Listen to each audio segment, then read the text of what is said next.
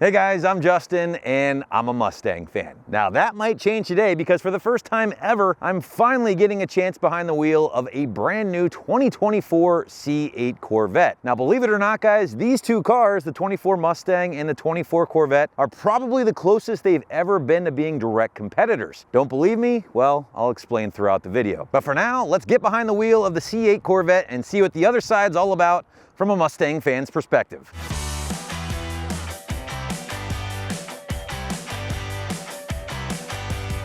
Now, unless you've been living under a rock the past couple years, you'll know that our beloved red-blooded American V8s are slowly becoming extinct, right? I mean, we've lost the Camaro, we've lost the Charger, we've lost the Challenger. Luckily for us Mustang fans, this guy is still hanging around, the S650. Now, that's not the only game in town if you want a rear-drive V8 powered American-made car, because we also have this guy. That's right, the C8 Corvette. But Justin, those cars were never meant to compete against one another.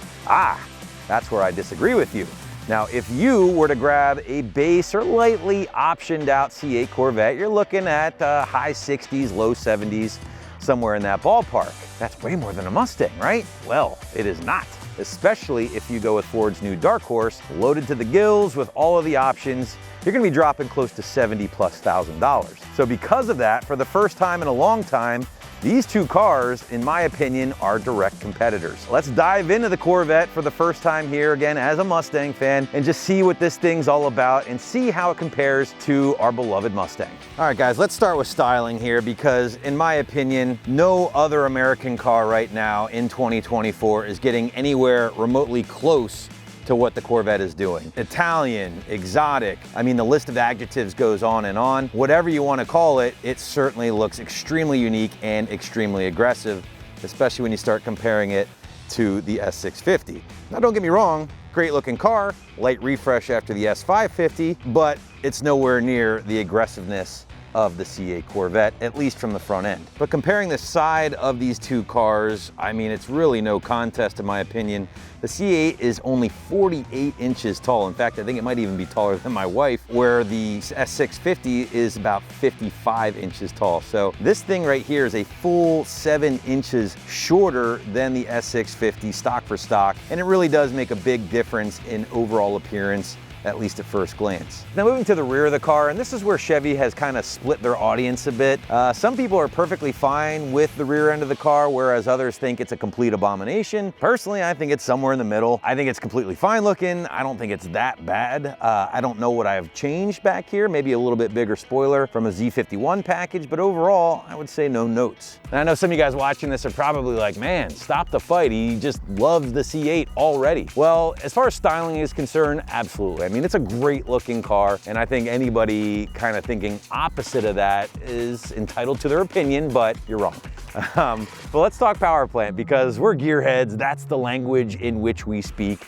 And if you think I'm taking the LT2 and the C8, you are sorely mistaken, friend. I am a Coyote guy. I always have been. I probably always will be. Listen, I love the sound of a pushrod V8. The LT platform is certainly good, not quite as good as a Coyote. And I know these things aren't tunable yet, but if history has taught us anything, is that when these things do become tunable, hopefully sooner rather than later, they will be as awesome as the Gen 1, 2, 3, and carry the torch for the Coyote name. Now the LT2, no slouch. 490 horsepower, 465 pound-feet of torque. Those things are torquey. But again, the Mustang, again, this is where these direct competitor conversations come from. 480, 415, or if you go with the Dark Horse, you're getting 500 horsepower. So again, these things aren't that different as far as power levels are concerned. Now, do I think the LT2 sounds a little bit better? Maybe, but you know, sound is one thing, power is another, and for that, the Coyote is an easy winner for me.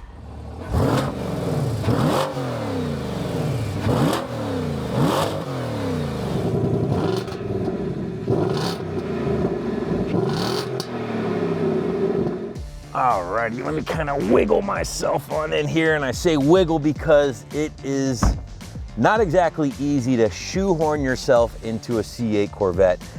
which is a great time to bring up interiors. Easily the most differentiating factor outside of styling between these two cars. The Corvette, at least the C8, classic two-seater, right? It is very cramped in here, very cockpit-ish. It's cool, it's spaceshipy, whatever word you want to use to describe it, but it is tight. I'm a big guy, I'm 6'1", 210, and you guys can't see it, but my knees are literally right here. I'm like a sardine in a can. I feel very claustrophobic in this thing, especially the way the HVAC controls are all tilted towards you. It's a cool feature in theory. I know what they were going for. Basically, too, they also had to hide the massive torque tube going down the middle for rigidity, but it's very tight. And as a bigger person, I don't know if it's for me. That being said, the interior touch appointments and everything are extremely nice. Like, there's legit leather in this thing. The GT2 seats are really baller. The Alcantara or suede steering wheel is awesome. There's a lot of really nice things to like about the interior of the C8. I just wish it was a little roomier. Now, speaking of room, the S650, classic 2+2 design, right? You're getting nice room for the front passengers, enough room for the kiddos in the back. I know, I have a kid, and we've done it many a times. It's just not happening here in the Vette. Now, outside of that, storage is also an issue. If you were to take this thing on a road trip, you're lucky to get maybe 1 or 2 duffel bags in either the front up front and the trunk in the rear. Both are extremely small, as you guys will see here with our B-roll. That's not an issue with the Mustang. The trunk is and always has been pretty roomy, and you still have plenty of room in the actual cabin itself to bring some extra stuff with you. So if it's a battle of storage, easy victor goes to the Mustang there. If it's a battle for, you know, spaceship cockpit style feel, well then I guess you have to give the nod to the C8. But let's finally get this thing on the road and see what the driving of a rear mid-engine car is really all about. Track mode on, ESC off, foot on the brake, mat the gas, and let's go.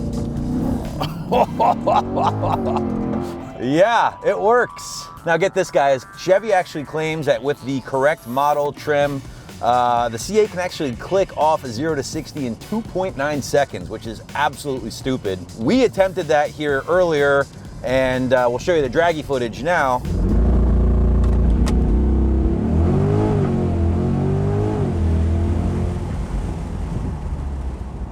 And as you can see, we got the best of 3.7. We only tried it once, but that was enough for me. I mean, it feels gnarly. With the DCT, you basically get to stall up the car or just basically hit kind of like a rev limiter at 3,500. And at that point, you let the foot off the brake and this thing just eats.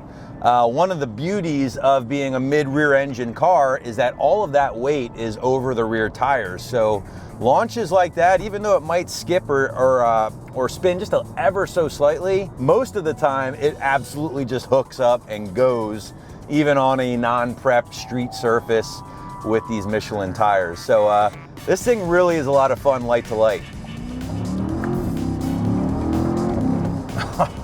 I tell you what, guys, the DCT in this thing is awesome. Extremely similar to that of the one in the GT 500. 490 horsepower, 465 pound-feet of torque. This thing really doesn't dyno that far off from a Dark Horse. I've seen some Dark Horse dynos, manual cars coming in between like 430, 440, if not a little bit more. I've seen these things land around 440, 450. So again, you kind of see what I'm saying. There's a lot more similarities with these cars than, you know, history might otherwise tell us. But it sounds so good, especially with the engine behind you. You get a great little soundtrack. The downshifts are nice and crisp. And the handling, listen, look at this thing. Look at this thing just eating up these curves. Guys, this thing is phenomenal on the back roads. Phenomenal. I mean, I've driven the S650 a lot, and even though it's a brand new car, in comparison, it feels sloppy, for lack of a better word, compared to this thing. This thing is tight, precise, and with the mid-engine configuration, the weight balance is just dead nuts, man. Here we go. Let's. Oh, the shifts. I love it. We are in track mode right now, so everything is turned up. Again, trust me, I am a Mustang fan, I swear to God. But this thing is trying its best to pull me out of that Mustang. It is so good. I mean, you think you're coming in too hot, and the thing just says, nah, fam, I got you. I thought the styling, honestly, guys, was probably gonna be like my favorite part of the car, but it's not. I mean, I've driven GT350Rs, Track Pack GT500s. You just can't change the dynamics of a car like putting the engine in the back. I mean, no matter what kind of tire you put on it, no matter what kind of sway bars you put on it, Magnaride, whatever, it just does not, you cannot physically alter it that much. And by doing so, by putting that engine back there, it just really changes the entire attitude of the car. Now, I should note too, this is not a Magnaride car. This is a straight up LT2 package with non-Magnaride, but it really just soaks everything up so nice. I get it, you know, like, I don't know, I can't say much about a C5, C6, or even a C7, but with the chassis dynamics and the engine layout in this thing, I'm a fan. I am a fan. Yeah, let's talk about the steering wheel real quick because it is different. For those who are unaware, it's basically kind of a square or a rectangle. It's different. And you know, the S650 has the flat bottom going on. That's something I'm more familiar with. This thing, I thought I would hate it because of just the odd shape, but honestly, I like it for two reasons. First and foremost, it puts your hands at the correct position. Whether three, you know, I would say 3 or 9, 9 and 3, or 10 and 2, whatever. I like that, but if you kind of want to meathead bro hold it, just throw your meat hook on top, you can totally do that. And I almost feel like you have more control of the wheel because it's flat and you got some angles to work with, if that makes sense at all. But for the most part, the Alcantara, the suede, the shape, I've grown to like it a lot. It's really nice. So there you go, guys. As a Mustang owner, I have to say I am very, very impressed with what the C8 is able to accomplish, especially once you start considering that the new Mustang, a loaded dark horse, is really on par with that of a C8 Corvette price-wise. But as always, guys, we want to hear from you. Let us know what you think of the video. Be sure to subscribe to our YouTube channel for more Corvette, Camaro, and Chevy content. And remember, for all things Chevy, keep it right here at AmericanMuscle.com.